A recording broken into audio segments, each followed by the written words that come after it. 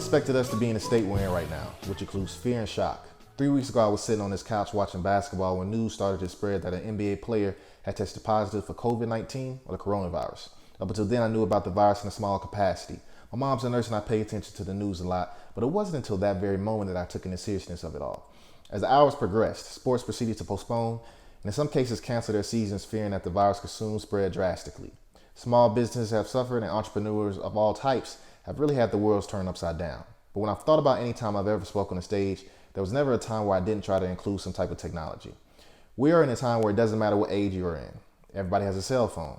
Some of us are addicted, but this pandemic got me to thinking, does technology add to or take away from your life?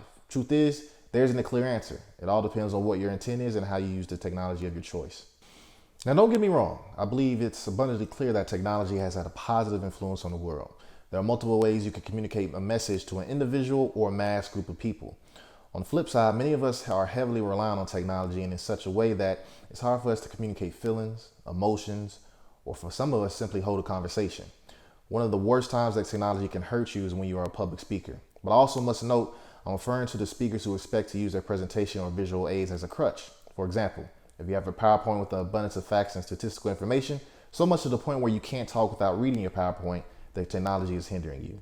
If you don't practice your speech before presenting it, and you bet on your PowerPoint leading you through your presentation, the technology is hindering you.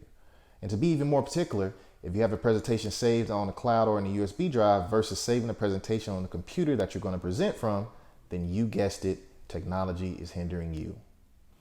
We are so dependent upon technology as speakers that we forget that it's all man-made and it can fail you at the worst possible time. If you're looking for speaking to be one day a primary or additional source of income, it's best to realize right now that you can't hide behind technology.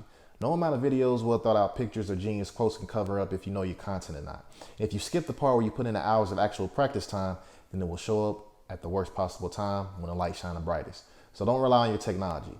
Rely on a combination of your skill and commitment to deliver your message in the most impactful way possible. But before I wrap this up, I want to briefly talk to you about the other side of the equation. If you're an entrepreneur and you have a business, then the citywide mandate shouldn't be stopping you from connecting with your audience or customers. This is the time to make those tutorials and those informational videos. People within the speaking world are already realizing this shift and adjusting accordingly. But I've also heard comments about how it will now be hard to stay on top of mind and connect with people. This couldn't be farther from the truth. This is the time where you have no excuse but to naturally shift into becoming a public speaker. Putting out content will practically force you to become one. You could literally put out a video every day if you wanted to about your particular brand. It's all up to you though. There are connections that still need to be made and we all have a lot of time on our hands. So instead of worrying about presenting on a live stage or just being on the stage, period, try doing your first webinar or just try putting out your first video. If you promote it the right way, you can get just as many eyes on you. There's LinkedIn Live, IG Live, and IGTV to help you promote yourself. So there's really no excuse for you to slack off. The city may be still, but the online community is still booming.